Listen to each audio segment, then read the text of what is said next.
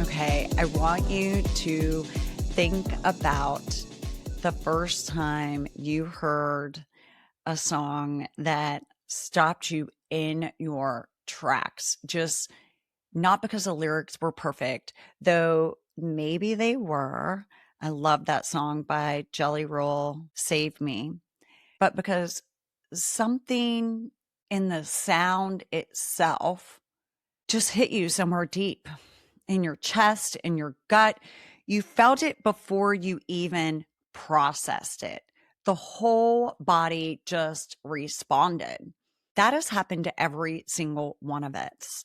And when I had my cycle studio and I would teach to this high vibe music, I used to chalk it up to emotion or memory or just being in the right mood. But what I've been learning lately is that what you're experiencing in those random moments is not so random. It's not sentimental. It's actually your nervous system responding to frequency, to vibration, to sound waves moving through your body at a cellular level. And today we're going to talk about that. We're going to talk about the science, the spirituality, and some very practical ways you can start using music intentionally as a tool for regulation, healing, and soul connection. Welcome to Collective Guidance. I'm your host, Charla Goodnight, and I am so grateful to have you here. If this is your first time here, or maybe you've been here numerous times, but you haven't yet, hit the subscribe button so this will always drop in your feed. Also, it lets other people know. Share it with someone and hit the like button, comment. Let me know your thoughts on this episode after you listen to it. So let's dive into this. Here's something that might reframe how we think about sound forever. At a Joe Dispenza retreat, they show the frequency of sound. And they show how sound has these different frequencies and it can move the sand into different geomathematical patterns. And if the frequency of music can do that to sand, think about this real fast. If it can do it to sand, it's definitely doing it to your body, because your body is approximately 60% water, and water is a perfect conduit to vibration. Water conducts vibration beautifully. So when you're sitting in a room with music playing, or you're lying in a sound meditation, or standing in a crowd at a concert, those sound waves aren't just going into your ears. They're actually moving through the tissues, your cells, your fluid, your entire body is being activated and is essentially a resonating instrument for that music. My first really experience with this was at a Michael Franti concert. And these people were crying and just releasing energy that was not meant for their body through this concert. And Harvard researchers have found that music lights up nearly all of the brain at once. The hippocampus, the amygdala, which it governs emotional memory, and the limbic system, which handles pleasure and reward, and even the motor system, which is why you physically cannot stop yourself from tapping your foot. Music always stimulates my motor system, because the moment I hear some good music, I'm moving and I'm shaking and I'm dancing. Music is one of the things that we know that activates the brain comprehensively. It hits all aspects of the brain. And here's the part that matters most for your nervous system. The emotional quality of the music you're listening to directly influences your autonomic nervous system, the part that controls your heart rate, your breathing, your stress response, the part that is always running in the background, deciding whether you're safe or not. And so I would like to bring this to the forefront. Music is not just about entertainment. Music is input, and your body is receiving it whether you're paying attention to it or not. And I know you probably have seen those numbers floating around, the 432 hertz or the 528 hertz frequencies that, you can listen to for healing. I have definitely done that. And I sleep with that kind of music on to help calm my nervous system. And if you've ever been a little bit spiritually curious, you probably listened to them before as well, like I have. Sound is measured in hertz, which simply means the number of vibrations per second. Most modern music is tuned to 440 hertz, which became the international standard in the mid 20th century, I believe. And then before that, it was like ancient Greek instrument, Tibetan singing bowls. That was music.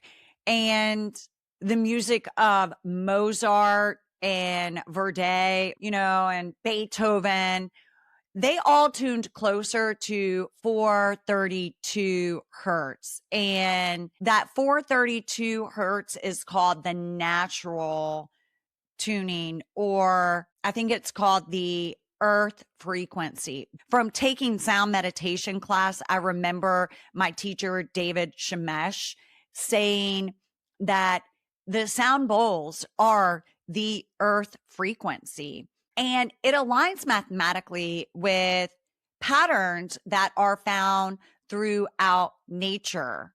And these patterns and these frequencies are known to have an effect on the psyche. That's why if you go to a sound meditation and they are playing these instruments, your nervous system feels better. You have a reduction in anxiety, you have a lower heart rate, and it can bring the brain into the alpha states where it is associated with relaxation, creativity, and flow. And you will find that in a lot of meditations, a lot of guided meditations that have music in them, these frequencies are played.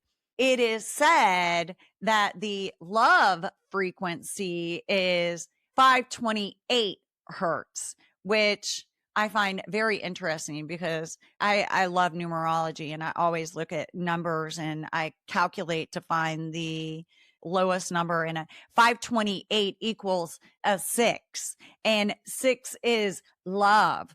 And 528 is known to be the love frequency, the miracle tone. And they have done a lot of studies for the effects on it, how it reduces stress and it promotes emotional release.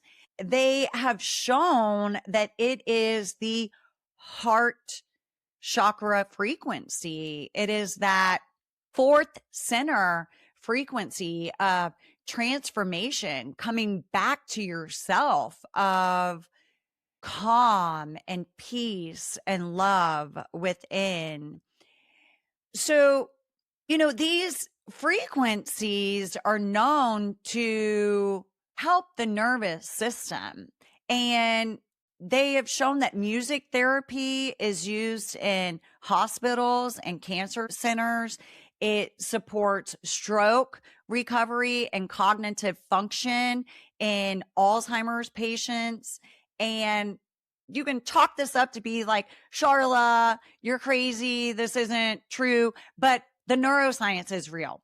And for those of us living in an intersection of science and soul, the specific frequencies are a beautiful invitation to tune into more intentionally, to manifest by listening to those frequencies.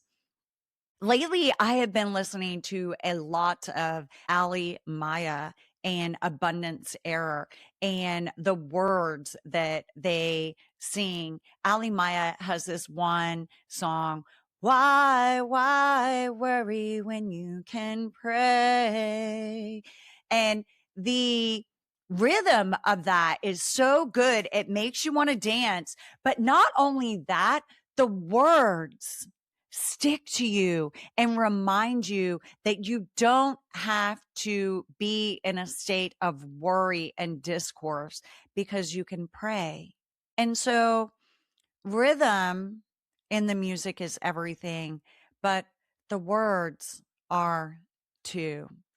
I would like to leave you with this. Music is frequency. And if you want to upgrade your frequency and if you want to attract more in your life, think about what you're listening to and how it makes you feel. Does it make you feel alive and ready and excited to take on the world?